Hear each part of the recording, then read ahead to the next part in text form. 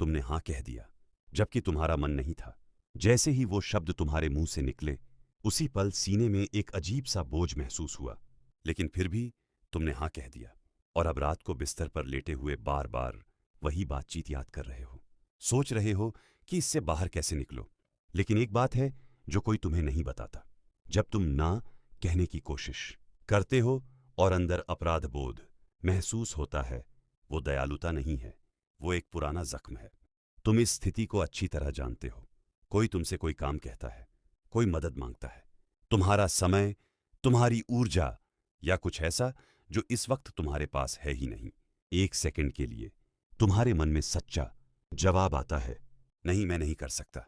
लेकिन तभी कुछ और शुरू हो जाता है। घबराहट, डर और दिमाग में सवालों का तूफान। अगर वो मुझे स्वार्थी समझे तो? अगर वो नाराज हो गया तो? अगर उसे मेरी जरूरत थी और मैंने मना कर दिया तो? और फिर तुम खुद को दबा देते हो, मुस्कुराकर हाँ कह देते हो, दिखाते हो कि सब ठीक है। लेकिन जैसे ही वो इंसान चला जाता है या चैट खत्म होती है, कुछ सेकंड के लिए राहत मिलती है, फिर शुरू होता है पछतावा। क्योंकि अब तुम्हें वो काम करना है जो तुम करना ही नहीं चाहते थे, और अंदर कहीं ना कहीं तुम गुस्से में होते हो, उस इंसान से, खुद से, और इस बात से कि सिर्फ 2 अक्षरों का एक शब्द ना कहना इतना मुश्किल क्यों लगता है। आखिर ना कहना इतना खतरनाक क्यों महसूस होता है? क्योंकि कभी ना कभी तुम्हारे लिए यह सच में खतरनाक था।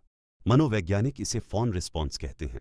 ज्यादातर लोग फाइट या फ्लाइट के बारे में जानते हैं, लेकिन फोन का मतलब है खतरे से लड़ना नहीं, भागना नहीं, बल्कि लोगों को खुश करके खुद को सुरक्षित महसूस करना। बहुत से लोगों के लिए यह बचपन में शुरू होता है। हो सकता है जब तुमने मना किया हो तो तुम्हें डांट पड़ी हो सकता है तुम्हें अनदेखा किया गया हो सकता है घर का माहौल ऐसा रहा हो जहां सबको खुश रखना ही सबसे सुरक्षित रास्ता था।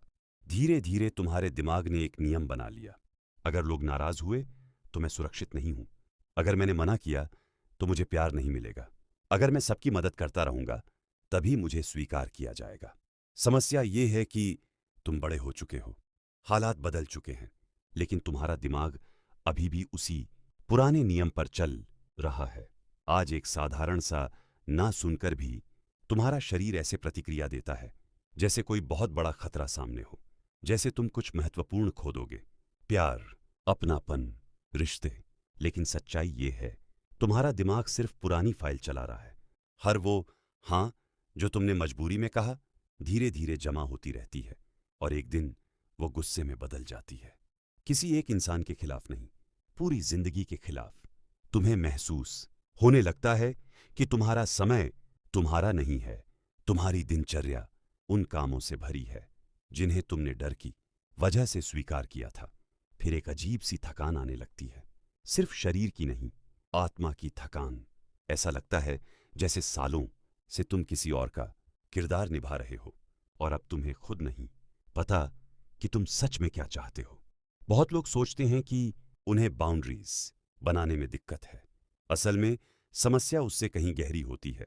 उन्हें अपनी पहचान खोने लगती है, क्योंकि हर बार जब तुम दूसरों को खुश करने के लिए खुद को नजरअंदाज करते हो, तुम अपने दिमाग को एक संदेश भेजते हो, मेरी जरूरतें महत्वपूर्ण नहीं हैं। और जब यह संदेश सालों तक दोहराया जाता है तो तुम उस पर यकीन करने लगते हो।